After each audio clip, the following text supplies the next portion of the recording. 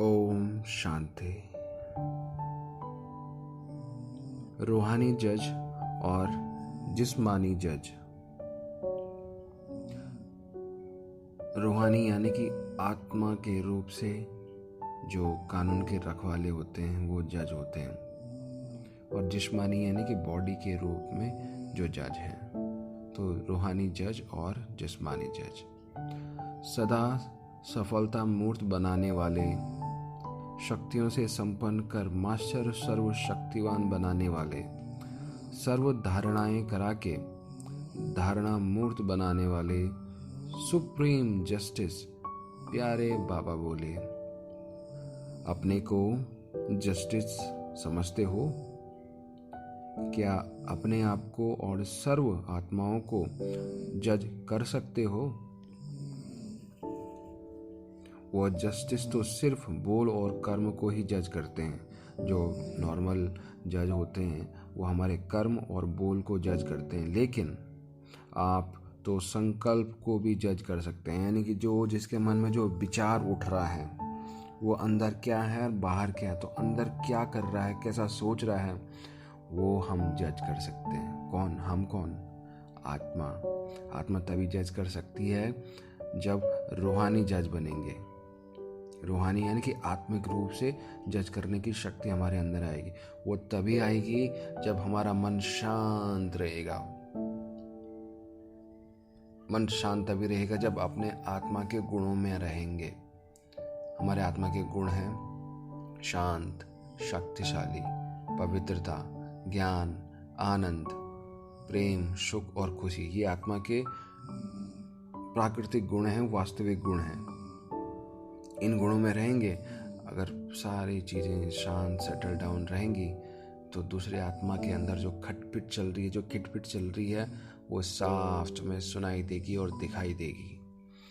तो शिव बाबा यही कह रहे हैं, वो जस्टिस तो सिर्फ बोल और कर्म को ही जज करते हैं, लेकिन आप तो संकल्प को भी जज कर सकते हो। ऐसे जस्टिस को अपने और दूसरे आत्माओं के भी संकल्प को जज कर सकें, वह परख सकें। यानी कि अगर ऐसे जस्टिस हैं जो अपने और दूसरी आत्माओं के भी संकल्प को जज कर सकें और परख सकें, ऐसे बन गए हो? पूछ रहे हैं, ऐसा बन गए हो? ऐसा जस्टिस कौन बन सकता है? जिसकी बुद्धि का कांटा एकाग्र हो, जिनकी बुद्धि है वो फुली फोकस्ड हो, फुली कंसंट्रेटेड हो। जैसे तराजू की सही परख तब होती है जब कांटा एकाग्र हो जाता है, हलचल बंद हो जाती है और दोनों तरफ समान हो जाती है। ऐसे ही जिसका बुद्धि योग रूपी कांटा एकाग्र हो, यानी कि जिसका बुद्धि का योग एकाग्र हो, फोकस्ड हो, जिसकी बुद्धि में कोई हलचल नहीं और निर्विकल्प स्टेज व स्थिति है, कोई हलचल नहीं है, निर्विकल्प यानी कि कोई भी कल्प की ऐसी रोंग चीज नहीं है, निर्विकल्प स्टेज व स्थिति है, और जिसके बोल कर्म में लव और लॉ में और स्नेह और शक्ति में, अर्थात इन दोनों का बैलेंस है। यानी कि किन किन चीज़ का बैलेंस है? जिसके बोल और कर्म में, लव और लॉ में और स्नेह और शक्ति में, यानी दोनों का बैलेंस है, तो ऐसा जस्टिस यानी जजमेंट दे सकता है। तो ऐसा ही जो है आत्मा वो जस्टिस दे सकती है, जजमेंट दे सकती है। ऐसी आत्मा ईजिली ही किसी को परख सकती है जिसके अंदर बैलेंस है। इस प्यार और शक्ति का भी बैलेंस है, लव और लॉ का भी बैलेंस है, जिसके बोल और कर्म में बैलेंस है, एक तराजू की तरह है। तो वही जजमेंट दे सकता है, और ऐसी आत्मा सहज ही किसी को भी परख सकती है, यानी उन्हें चेक कर सकती है। क्या ऐसी परखने की शक्ति व जजमेंट करने की शक्ति अपने में अनुभव करते हो? लौकिक जज अगर जजमेंट रॉन्ग करते हैं तो किसी आत्मा का एक जन्म व्यर्थ गंवा सकते हैं, लौकिक यानी कि जो अभी ये कलयुगी दुनिया में जो जज हैं, अगर जजमेंट रॉन्ग करते हैं तो किसी आत्मा का एक जन्म व्यर्थ गंवा सकते हैं या उसका कुछ समय व्यर्थ गंवा सकते हैं अथवा उसको कई प्रकार के नुकसान पहुंचाने के निमित्त बन सकते हैं। लेकिन आप रूहानी जस्टिस अगर किसी को परख न सके तो आत्मा के अनेक जन्मों की तकदीर को नुकसान पहुंचाने के निमित्त बन जाएंगे। यानी कि अगर इसमें किसी का अगर हम रॉन्ग जजमेंट दे रहे हैं इस फिजिकल वर्ल्ड में, तो हो सकता है उसका पूरी लाइफ ख़राब हो जाए या उसके कुछ महीने या कुछ साल ख़राब हो जाएं। लेकिन जो रूहानी जस्टिस है, अगर वो किसी को रॉन्ग परखेंगे तो पूरे जो जन्म हैं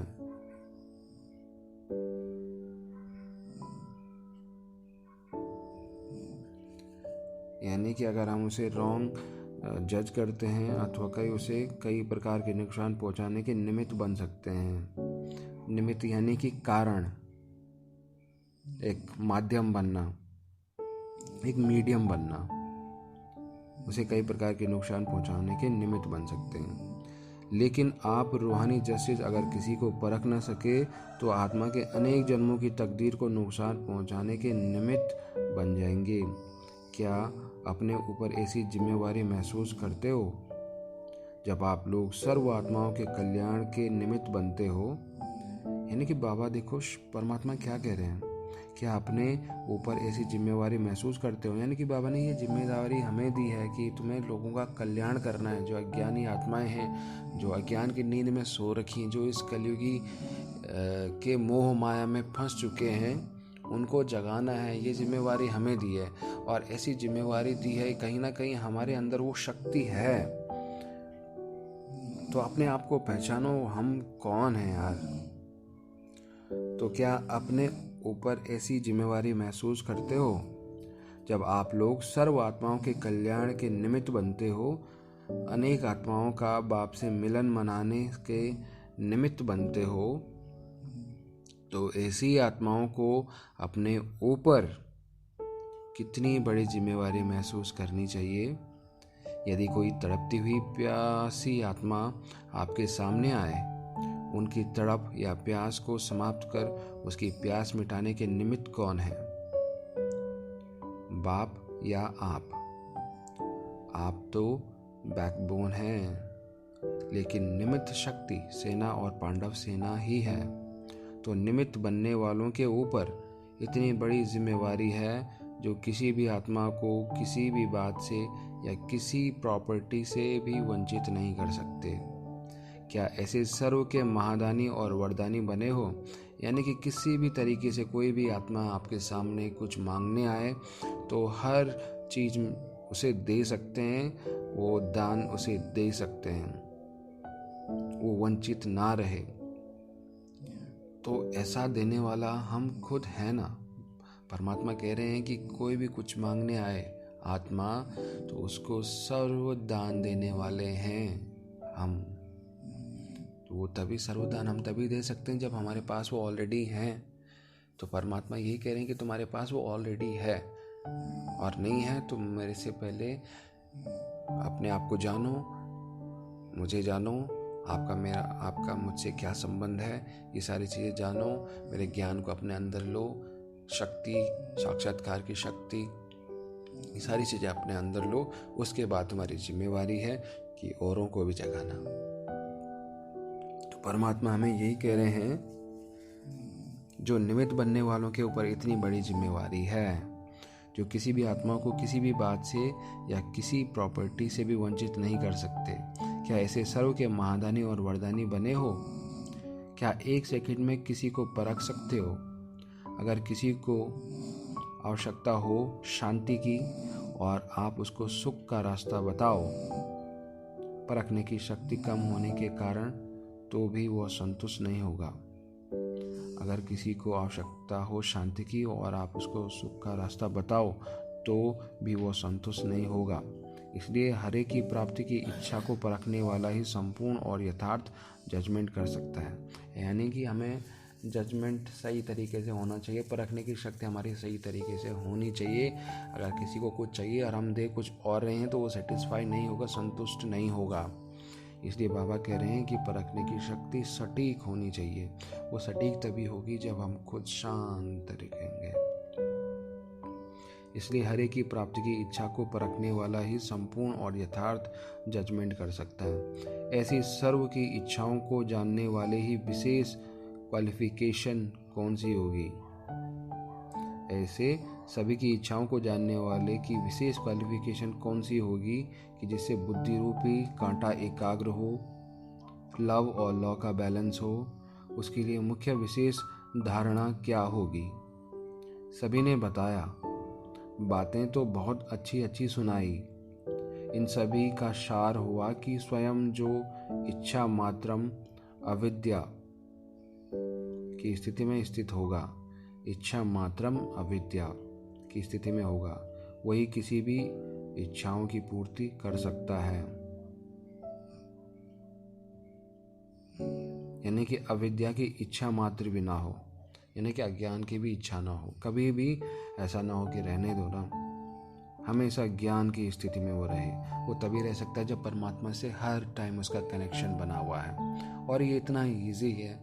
हर दिन 2 मिनट, 5 मिनट, 10 मिनट, हर घंटे में 2 मिनट है, 1 मिनट आप निकाल के देखो और उससे कनेक्ट होके देखो। उसी 1 मिनट के अंदर कुछ महसूस तुम्हें होगा, हल्का सा महसूस होगा।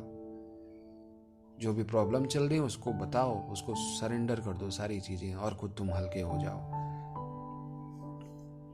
अगर स्वयं में ही कोई इच्छा रही होगी तो वो दूसरे की इच्छाओं को पूर्ण नहीं कर सकते। इच्छा मात्रम अविद्या की स्टेज तब रह सकती है जब स्वयं युक्त संपन्न, नॉलेजफुल और सदा सक्सेसफुल अर्थात सफलता मूर्त होंगे। जो स्वयं सफलता मूर्त नहीं होगा वो अनेक आत्माओं में संकल्प को भी सफल नहीं कर सकता। इसलिए जो संपन्न नहीं तो उसकी इच्छाएं जरूर होंगी, क्योंकि संपन्न होने के बाद ही इच्छा मात्रम अविद्या की स्टेज आती है। तब कोई अप्राप्त वस्तु नहीं रह जाती। तो ऐसे स्टेज को ही कर्मातीत अथवा फरिश्तेपन की स्टेज कहा जाता है। ऐसी स्थिति वाला ही हर आत्मा को यथार्थ परख सकता है और दूसरों को प्राप्ति करा सकता है। तो ऐसी स्टेज अपने समीप अनुभव करते हो या अभी तक यह स्टेज बहुत दूर है, सामने है या समीप है? इतने समीप है कि अभी अभी चाहो तो वहां पहुंच जाओ, या उसको भी अभी समीप ला रहे हो? विनाश की ताली व सीटी बजे और आप अपनी स्टेज पर स्थित हो जाओ, जैसे कि सिंहासन पर समीप आ गए और सिर्फ चढ़कर बैठना ही बाकी रह जाए। यानी सीटी बजे और सीट पर बैठ जाओ। कौन सी सीट, कौन से सिंहासन? बाबा यहाँ पे कह रहे हैं सीट यानी कि अपनी आत्मिक स्थिति में, सिंहासन वही है, अपनी आत्मिक स्थिति में रहना।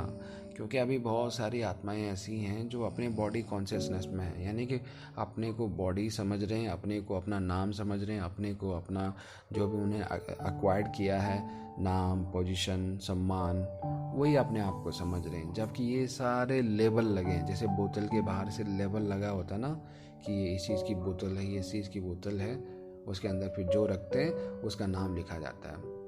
तो हम यही समझ रहे हैं, ये बोतल के बाहर के लेबल हैं हमारे, लेकिन हम एक्चुअल में हैं क्या वो किसी को पता नहीं है अभी। तो हम हैं पावरफुल सोल, आत्मा। तो उस आत्मा के गुणों को जानना और उस आत्मा का परमात्मा से क्या कनेक्शन है ये जानना, और ये जानकर अपने गुणों को भरना, अपनी शक्तियों को भरना परमात्मा से, हर दिन चार्ज होना और औरों को भी चार्ज करना। क्योंकि आत्मा का जो नेचर है वो यही है, दूसरों की मदद करना, दूसरों की सहायता करना। तो पहले खुद भरो, उसके बाद दूसरों की मदद करो। और जैसे तुम दूसरे की मदद करोगे तो उसी में ही तुम भरते जाओगे, फिर भरते जाओगे। ज्ञान दोगे तो पहले वो ज्ञान स्वयं तुम्हें आएगा। किसी को मदद करोगे वो मदद तुम्हें सबसे पहले मिलेगी। किसी को प्यार दोगे वो प्यार सबसे पहले तुम्हें मिलेगा, किसी को खुशी दोगे वो सबसे पहले तुम्हें आएगी। यानी कि ये ऐसा ज्ञान है जितना दोगे उतना बढ़ता जाएगा और सबसे पहले तुम्हें मिलेगा। तो बाबा यही कह रहे हैं कि जैसे सिंहासन पर समीप आ गए और सिर्फ चढ़कर बैठना ही बाकी रह जाए, अर्थात सीटी बजे और सीट पर बैठ जाओ। जैसे चेयर्स का खेल होता है, दौड़ते रहते हैं, सीटी बजी और कुर्सी पर बैठ जाएं। जिसने कुर्सी ली वह विजय, नहीं तो हार। यह भी कुर्सी का खेल चल रहा है। तो इसमें आप क्या समझते हो? अभी 3 तालियां बजेंगी और तीसरी पर चेयर पर बैठ जाओ। क्या इतनी तैयारी है? लेकिन ये 3 तालियां जल्दी जल्दी बजती हैं, उनके बीच में ज़्यादा टाइम नहीं होता है। तो क्या इतनी तैयारी है कि जो तीसरी पर झट चेयर पर बैठ जाओ? ऐसी गारंटी है ना? कोशिश शब्द कहना तो मानो कि शक है कोई। कल्प पहले सीट पर नहीं बैठे थे क्या? कल्प पहले यानी कि 4 जो टाइम पीरियड होते हैं उनको मिला के एक कल्प होता है। जैसे सतयुग, त्रेता युग, द्वापर युग और कलयुग। इन चारों को एक साइकिल मिला के एक कल्प बनता है। तो बाबा कह रहे हैं कि ये जो कलयुग से पहले जो सतयुग था, ये पूरा एक चक्र, इस चक्र से पहले एक दूसरा चक्र था। तो उस कल्प में भी तो तुम क्या थे?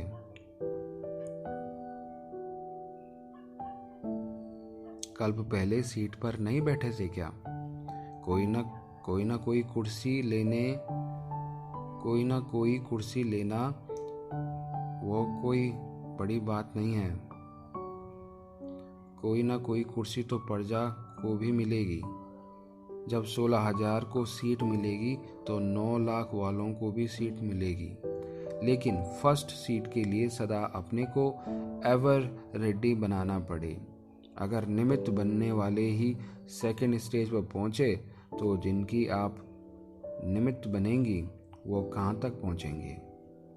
इसलिए जो अपने को विश्व कल्याणकारी समझ कर चल रहे हैं उनको तो सदैव ताली अथवा सीटी का इंतजार करना चाहिए।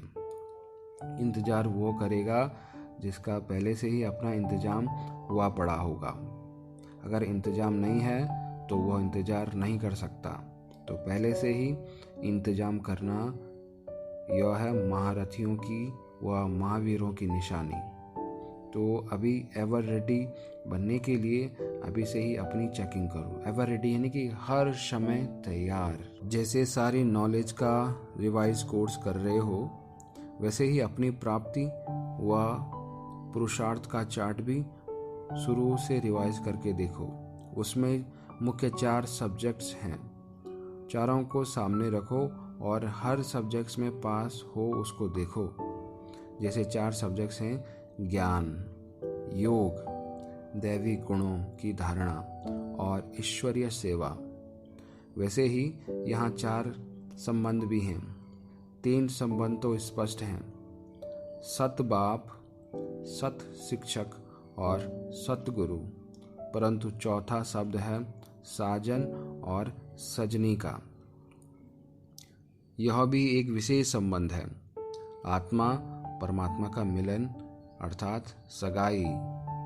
यह संबंध भी पुरुषार्थ को सहज कर देता है। पुरुषार्थ यानी कि जो मेहनत हम करते हैं, अपने आत्मा के गुणों में रहना, परमात्मा से कनेक्ट करना, वो एक पुरुषार्थ है, एक कर्म है, एक प्रयास है। वो तो प्रयास को ही पुरुषार्थ कहा जाता है।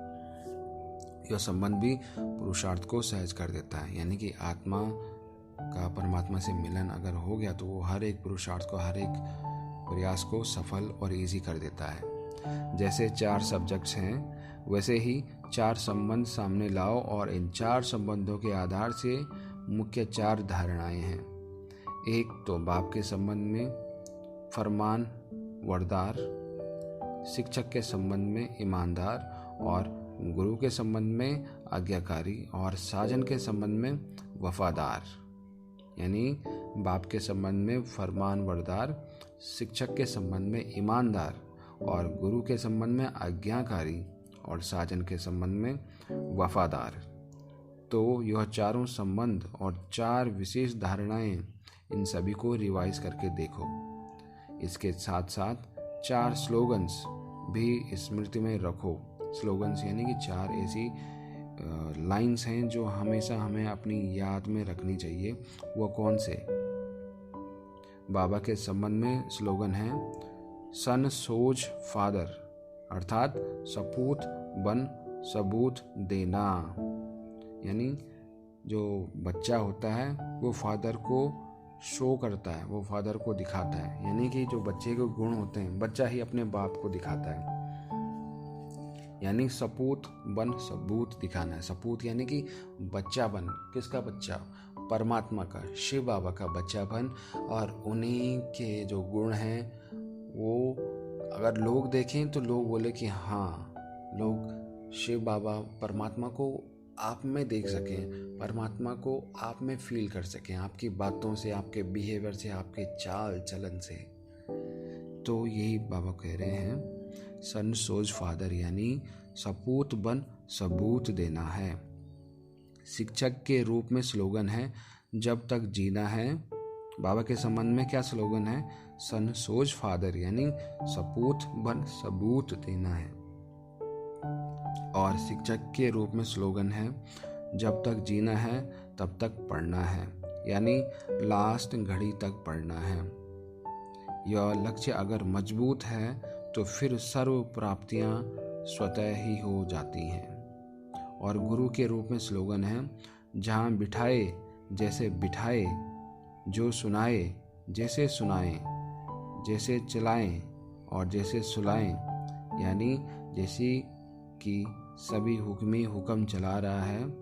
यह है सदगुरु का स्लोगन। अभी साजन के रूप में क्या स्लोगन है? तुम्ही से बैठूं, तुम्ही से खाऊं और तुम्ही से श्वासों श्वास साथ रहूं। यह है साजन के रूप का स्लोगन। यह सभी बातें अपने सामने लाकर अपने पुरुषार्थ को चेक करो। इन सभी को रिवाइज करना है। यह भी चेक करना है कि बहुत समय से और एक रस यानी लगातार क्या चारों ही संबंध निभाते रहे हैं या बीच बीच में कट हुआ है। अगर बीच में कुछ मार्जिन रह गई है तो बार बार कटी हुई चीज कमजोर होती है। इसलिए अपने जीवन को इन चारों ही बातों के आधार पर रिवाइज करके देखो। इस चेकिंग को करके अपने आप को परख सकेंगे कि मेरी प्राप्ति व प्रारब्ध क्या है। प्राप्ति यानी कि अभी तक आपके अंदर कौन कौन से गुण आए हैं, कौन कौन सी कमजोरियां हैं। जब परखेंगे तभी जान पाएंगे सूर्यवंशी हैं या चंद्रवंशी हैं। सूर्यवंशी में राजाई फैमिली में हैं या स्वयं महाराजा महारानी बनने वाले हैं। अभी जबकि समय नज़दीक है फाइनल पेपर का, तो जैसे लौकिक पढ़ाई में, यानी कि जो अभी हम इस फिजिकल वर्ल्ड में पढ़ाई करते हैं, लौकिक पढ़ाई में भी सभी सब्जेक्ट्स को रिवाइज किया जाता है और एक एक सब्जेक्ट्स को रिवाइज कर अपनी कमी को संपन्न करते हैं, यानी कि पूरी करते हैं, खत्म करते हैं अपनी कमी को। इसी प्रकार सभी को अपने पुरुषार्थ को इस रीति रिवाइज करना है। कैसे स्वयं का जस्टिस बनो, अभी वो तरीका सुना रहे हैं। जब स्वयं को जज करना आ जाएगा तो फिर दूसरों को भी सहज ही परख सकेंगे। जब स्वयं प्राप्ति संपन्न होंगे तो दूसरों को भी प्राप्ति करा सकेंगे। यह चेक करना तो सहज है ना। एक सब्जेक्ट्स अथवा एक संबंध व एक धारणा व एक स्लोगन में भी कमी नहीं रहनी चाहिए। जबकि अभी रिजल्ट आउट होने का समय आ रहा है, तो रिजल्ट आउट होने से पहले कंप्लेंट्स को कंप्लीट करो। अपनी कंप्लेंट भी आप स्वयं ही करते हो। अमृत वेले से, अमृत वेला यानी कि ब्रह्म मुहूर्त 4 से 5 बजे सुबह, अमृत वेले से अपनी कंप्लेंट करते हो। जब तक अपनी कंप्लेंट्स हैं तब तक कंप्लीट नहीं हो सकेंगे, यानी कि जब तक कमी है तब तक कंप्लीट नहीं हो सकते। इसलिए स्वयं ही मास्टर सर्वशक्तिवान बन अपनी कंप्लेंट को कंप्लीट करो। अभी फिर भी लास्ट चांस का समय है, फिर नहीं तो टू लेट का बोर्ड लग जाएगा। अभी प्राप्ति का समय भी बहुत गई थोड़ी रही है, नहीं तो पश्चाताप का समय आ जाएगा, फिर पश्चाताप के समय प्राप्ति नहीं कर सकेंगे। इसलिए अभी जो थोड़ी रही हुई है, यह चांस भी चाहे किसी और के निमित्त आप लोगों को भी यह चांस मिला है, फिर भी किसी प्रकार का चांस तो है ना। तो चांस को गंवाना व लेना अपने प्रयत्न से आप जो चाहो वह कर सकते हो। इसलिए अब इसे रिवाइज करो। यह तो सुना दिया कि जब रिवाइज करो व जज करो तो किस रूप में करना है। विधि तो सुना ही दी है, क्योंकि विधि पूर्वक करने से सिद्धि की प्राप्ति हो ही जाएगी। जो संपूर्ण स्टेज के अति नज़दीक होंगे, उनके संकल्प में, बोल में और कर्म में एक नशा रहेगा। वह कौन सा नशा? ईश्वरीय नशा तो सबको है ही। ईश्वरीय नशे का वर्षा तो ईश्वरीय गोद ली और प्राप्त हुआ, वह तो है ही। लेकिन वह विशेष क्या नशा रहेगा? उनके संकल्प में, बोल में नशे की कौन सी बात होगी?